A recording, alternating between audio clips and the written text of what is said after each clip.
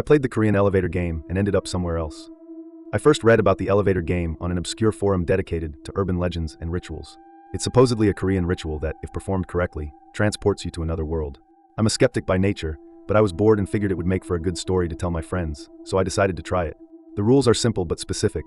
You need to enter an elevator in a building with at least 10 floors. You press the buttons in a specific sequence, 4, 2, 6, 2, 10, 5, 1. If done correctly after pressing 1, a woman will enter the elevator on the 5th floor.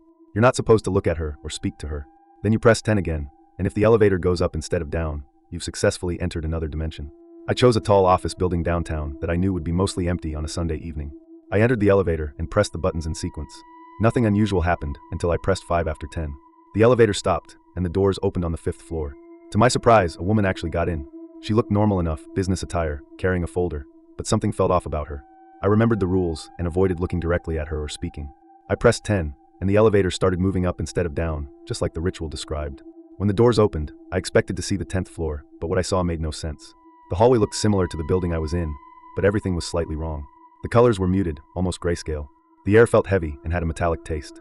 And it was completely silent. No air conditioning hum, no distant voices, nothing. I stepped out, and the elevator doors closed behind me. The woman was gone. I walked down the hallway trying doors, but they were all locked. The windows showed a city skyline that looked like mine but wasn't quite right. The buildings were in the wrong places, and the sky was a deep red instead of blue. I spent what felt like hours exploring that floor. I found no stairs, no other elevators, no way out. I didn't see any other people, but sometimes I would turn a corner and catch a glimpse of something moving just out of sight. Eventually, I found my way back to the elevator and tried to reverse the ritual to get home. I pressed the buttons in the reverse order. 1, 5, 10, 2, 6, 2, 4. The elevator moved, and when the doors opened, I was back in my building on the ground floor. I checked my phone as I walked out. I had been in the building for only 20 minutes, even though it felt like hours. I convinced myself it was just my imagination running wild, that I had explored the actual 10th floor, and my mind had played tricks on me. But when I got home and emptied my pockets, I found a business card that wasn't mine. It had a logo I didn't recognize and an address in my city that doesn't exist. The name on the card was written in characters I couldn't identify. Not Korean, not Japanese, not any alphabet I've ever seen.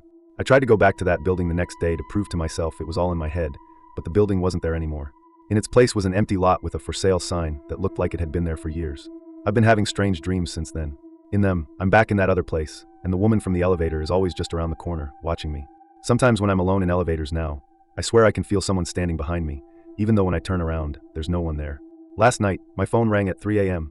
The caller ID showed a series of symbols instead of numbers. I answered, but there was only silence on the other end.